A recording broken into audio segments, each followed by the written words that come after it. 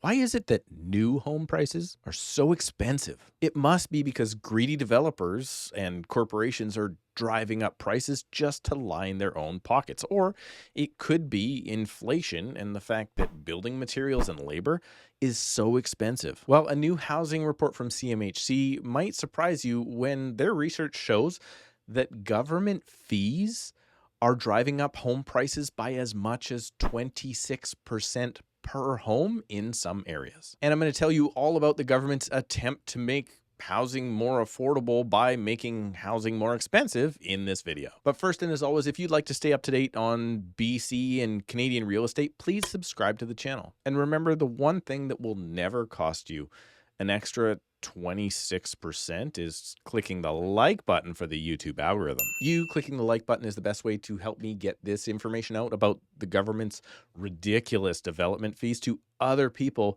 who would really like to own a home but can't because the city of Vancouver averages 9.3 different charges that make up as much as 7 to 20% of the overall construction costs. And I think it would be super cool if we could get this video 200 likes. And if we do, I'll give an equal $200 to my charity of choice, the Surrey Food Bank. And of course, if you would like to get into some new construction, which I don't recommend right now, you can book a call with me right now down below in the description with just a few simple clicks at a time that works best for you. And now let's get on to the government increasing house prices across Canada's 3 major markets. First, I want to say that the link to the article that I'm going to show you is down below in the description, as well as in that article is a link to CMHC's actual report. So if this type of thing does interest you, whether you're an investor or looking to get in or out of a property, or you're just generally nosy about house prices, you can read the report for yourself because the numbers are kind of shocking. Now, this report obviously focuses on Canada's 3 major cities of Vancouver, Toronto, and Montreal. But it also did a really cool thing, and that was to compare those major cities to the suburbs that surround them, to see if those major hubs are in line with those other smaller cities. And spoiler alert, they aren't. So let's first look at the article and then get into the report so I can point out some highlights that interested me. Okay, so great article. This is from the Western Investor. They did a pretty cool breakdown of this report. And as I said, they did a link to the report so you can look at this yourself if it interests you. Obviously, the title, CMHC confirms government costs raise new home prices. Now, that's an obvious statement. We just didn't know or expect that they would raise them this much. In Vancouver, fees and charges account for 20% of the price of a new condo apartment. That is crazy. So the government is taking 20%. I guarantee you the developer is not making a 20% profit. So the city of Vancouver is making more money, and that is per unit. Verifying what home builders have been saying for years, a new report from Canada Mortgage Housing Corp, CMHC, as it's more commonly known, confirms that government costs and fees add tens of thousands of dollars to the price of a new home. Now, I want to point out that CMHC is basically the governing body or the government corporation in charge of housing. They're not real estate agents. They're not builders.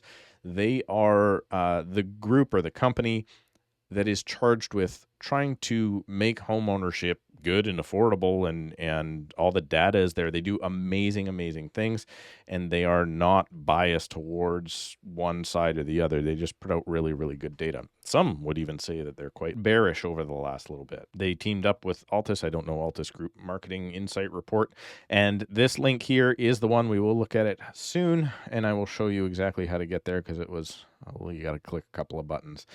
But the study examined a number of costs in the government across 6 new home development scenarios. So what they did in this report is they looked at everything, single-family homes, low-rises, high-rises.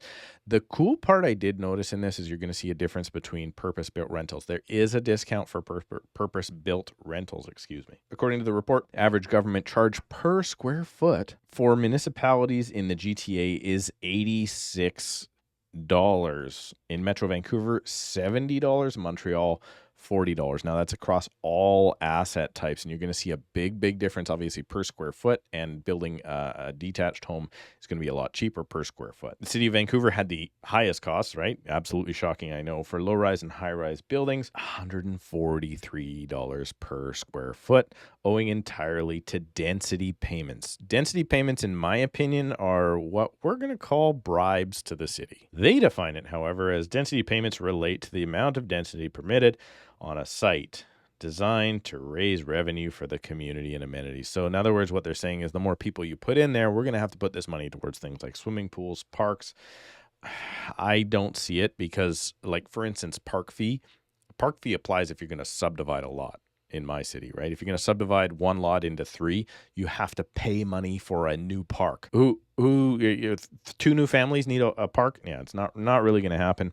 Kind of a stupid thing. Low rise was second at 40 per square foot. Now, this is something I found really interesting, that they say there are an average of 9.3 charges. And again, this is in the report. You can look at it. They actually go, okay, well, how many different charges are coming from different cities? And they break that down. But this is the craziness. Here it is. Based on average current new home prices, obviously those have come off, but not so much in Vancouver. CMHC estimates government costs would add approximately $180,000 to new home new condo prices in the city of Vancouver. Now, you want to get even crazier? CMHC also studied North Vancouver, Langley, and Burnaby, which are all suburbs of Vancouver. Langley had the lowest fees, only $12 and $33 for a condo. So fees per square foot in North Vancouver are similar to Vancouver, hovering between $9 and $40. Now, I know the population is a lot bigger in Vancouver than it is Langley, and Langley has a massive landmass, but there are not a bunch of crazy condos going in Langley. I think the first tower is going in Langley, or scheduled to go in Langley in the next couple of years, and their development costs can be as high as $33 a square foot. And obviously, Vancouver is cashing in at, what did I say? $140 a square foot. Okay, so that's the basis of the report. Let's actually pop into the report itself. It takes you to CMHC's website. You do have to click this funky little download button. And here's the actual report you can read for yourself. So I just want to kind of demonstrate by looking at the graphs. I think the graphs are most shocking out of anything. So this is the number of charges. So the city of Vancouver has on average 9.3 different charges. City of Burnaby is the same. Langley has eliminated some of those. Look at Montreal, 6. I don't know where these suburbs are outside of Montreal because I'm not familiar with the market, but they have much less. Obviously, they for sure have less growth.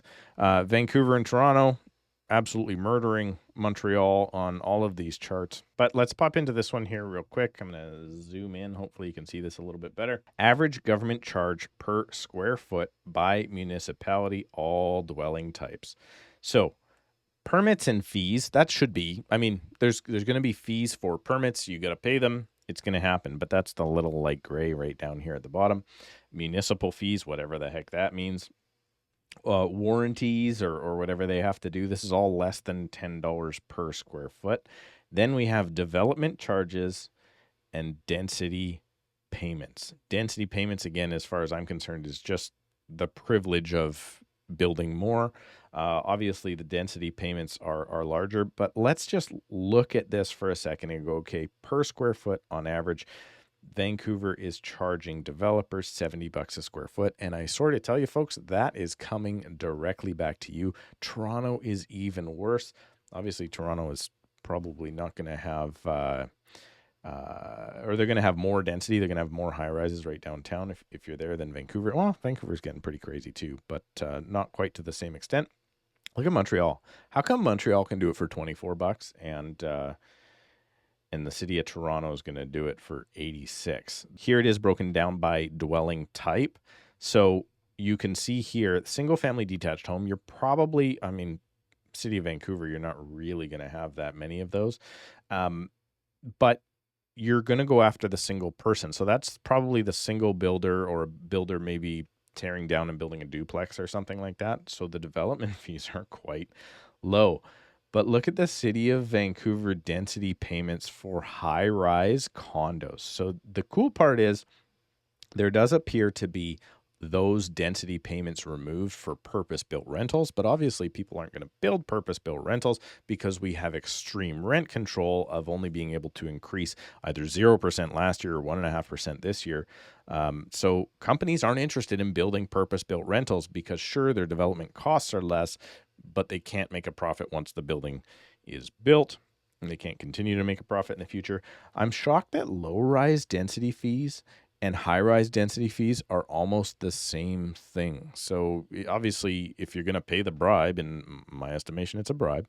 If you're going to pay that to the government, you would want to probably get a little bit, or you would be forced to pay a little bit more if it was more density. It's not that much higher at the moment. City of Montreal, I don't know how you guys do it. You're just killing it. Maybe there's not that development there, and I'm just not understanding it. I'm going to show you one more that I thought was really cool. This one was very, very interesting. And I'm going to focus on low-rise because that's probably in the city of Burnaby, Langley, North Vancouver. You're probably going to have more low-rise. High-rises are going to be, there's a lot of high-rises in Burnaby, but also there's a lot more in Vancouver. You are going to see here that for the same type of product, the city of Burnaby, the city of Langley, and the city of North Vancouver, the township of Langley, better not get that one wrong, can all do it within about 10 or 11 bucks of each other. And you're talking $33 to $44. And the city of Vancouver has to charge $137. So there you go. You should have a look at the report. Click the link down below. Look at it yourself for the areas that interest you if you're watching this from Toronto or Montreal or Vancouver. Local governments, in some cases, are making more profit than the actual developers are. And remember, these costs calculated in the report are per unit built and per square foot. So it's not like that $180K that we mentioned that the developer is paying is for the whole development. That $180,000 is per unit. In fact, if you were to build a 400 unit building in the city of Vancouver, if you do that quick calculation, you might spend $72 million to the city, of which for them is very likely mostly profit. And of course, that cost gets passed on to you, the homeowner looking to purchase new construction. Let me know what you think down below in the comments. Please remember to subscribe and click the like button. Check out my podcast with my friend Tom Story called The Tom Story Show, and we'll see you in a couple of days.